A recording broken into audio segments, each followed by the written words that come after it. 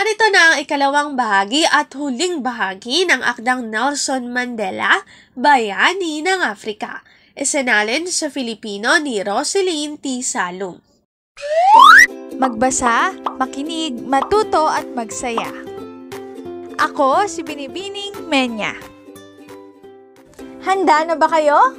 Tara na, umpisa na nating isa-isahin at pirapirasuhin ang mga detalyeng nakapaloob dito. Katulad ng binanggit ko kanina, narito na ang ikalawang bahagi ng Nelson Mandela, Bayani ng Afrika.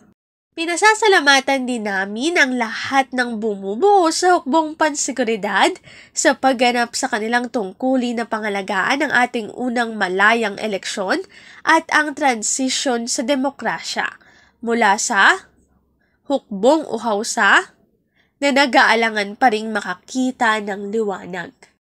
Ang panahon para sa paghilom ay naririto na. Ang panahon upang pag-ugnayin ang pagkakaiba-iba ng opinyon na nagiging dahilan ng pagkakahati-hati ay dumating na. Ang panahon upang bumuo ay nasa atin na.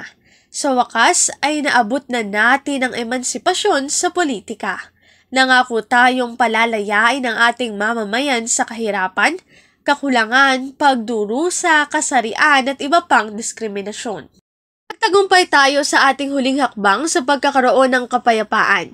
Itinalagaan natin ang ating sarili sa pagbuo ng kumpleto, makatarungan at panghabang buhay na kapayapaan.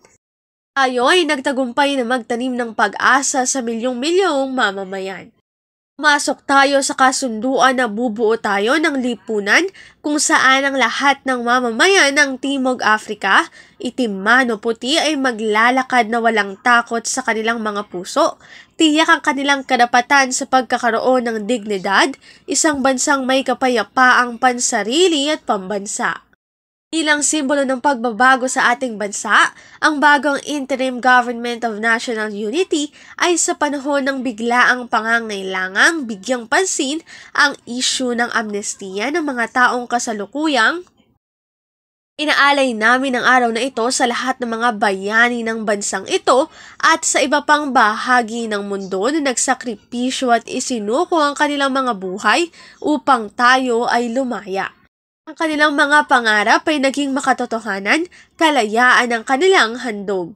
Tayo ay may pagpapakumbaba at pagmamalaki sa karangalan at pribilehiyo na ikaw, mamamayan ng Timog Afrika, ay iginagawad sa atin. Bilang unang pangulo ng nagkakaisa, malaya, walang diskriminasyon ng lahi at pamahalaang naniniwala sa pagkakapantay-pantay ng kasarian. Naunawaan naming walang madaling daan para sa kalayaan. Tid namin kung nag-iisa hindi maaabot ang tagumpay, kailangan nating kumilos ng sama-sama bilang nagkakaisang mamamayan para sa pambansang pagkakasundo-sundo, para sa pambansang pagkakabuo-buo, para sa pagsilang ng bagong mundo.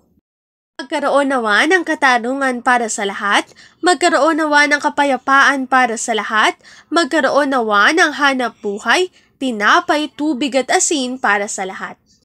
Alaman nawa ng bawat isa na ang katawan, ang isip at ang kaluluwa ay dapat lumaya upang mabigyang kasiyahan ng kanilang mga sarili.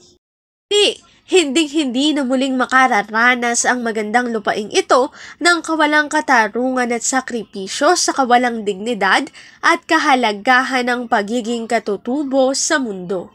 Maghari nawa ang kalayaan, pagpalain ka ng Diyos. Afrika, salamat.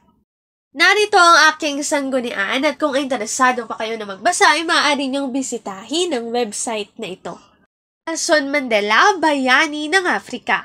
Isinalin sa Filipino ni Roselyn T. Salum.